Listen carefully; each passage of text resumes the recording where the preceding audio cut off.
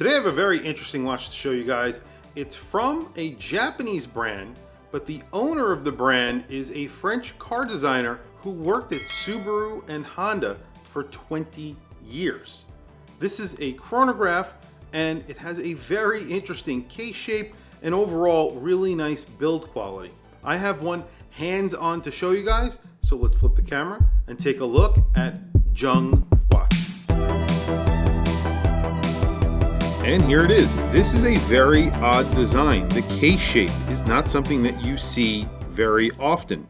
This is a French designer who worked at Subaru and Honda, and he lives in Tokyo. This was actually founded in Tokyo, and this is Japanese made. So the designer here is French and lives in Japan. I'm not sure I see those influences here, but what I see is a very interesting chronograph that looks very different from everything else out on the market right now under $500. You are getting some very interesting elements in this case. It is a large rectangular case with curved lugs. The lugs are sort of integrated into the case, and the strap integrates into that case as well. And you can see right here, there's a line that goes through the strap that is followed into the case, and it looks really cool.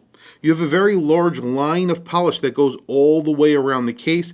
You have a curved bezel and a curved sapphire crystal, which of course is pretty hard to do. You have a black dial. There are lines on that dial that look like they are pressed into the dial. And then of course this is a chronograph. There is orange elements, so you have the chronograph hands. Those are in orange, except for the one at the 6 o'clock. That is the running seconds. And then you have a set of fence post hands. Those are darkened towards the center of the dial. So a little bit of color on the dial. I think it looks really good. It's signed the name of the brand, Jung, at the top of the dial, and that is it. It doesn't say made in Japan on the dial. It actually only says it on the case back. You have very large pushers, a nicely sized crown with their logo on it. I think it looks pretty good, especially from the side. I guess there's a little bit of automotive inspiration here. I'm not sure if I see any Honda or Subaru here, but you know, I could see it a little bit. You have a bi-colored strap. So on the inside of the strap, it's orange. On the outside, it is black. A little bit of orange will peek through on your wrist. That orange matches the hands on the dial. It looks good. It definitely works. You have a very large double deployant buckle here. Because this is a weirdly shaped watch is what I'll say. You have a very large strap on here. So I would say this is probably somewhere in the neighborhood of a 24 millimeter strap that only goes down to around 22 millimeters. But you have a big butterfly clasp on there. And then you have the case back. There's just a bunch of information on there. It does say that the water resistance is, I think, 50 meters. And then it has the name of the brand and then the number of this watch. And it says made in Japan. And again, you get those lines which are automotive inspired. It's primarily a polished case back except for the area right in that center. And then you have screws. Those screws are actually set all different ways because these are actual screws and they're functional, so they don't all line up like you would expect to see on something that has fake screws. So these are real screws. Again, these screws are actually holding in the bezel, so the reason why they don't all line up is because, of course, they are functioning screws. This is around 13 millimeters thick because of that curved sapphire crystal, so not all that bad. You have a date right over here, which is in an odd spot, just sort of floating there. I would do without the date for myself, but again, this is a quartz chronograph, so obviously they're going to put a date on here. It does have the date function. Usually a quartz chronograph gets a date. This is around 48 millimeters lug to lug on this strap. It wears a little bit larger than that, but not much larger than that because you could see this folds down pretty much at the case. I mean, it will wear larger, probably around 54 or 55 millimeters, but not that much larger. And then you have a 43 millimeter width. On wrist today, I have one of my favorite dive watches. This is my Vulcane Nautic Skin Diver, and I just love this watch. It's Blue dial, black bezel, and I love the bracelet. It's really the bracelet that took this watch over the top for me.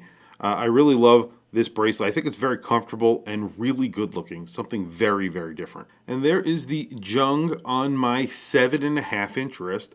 I would say it wears like a 44 millimeter watch.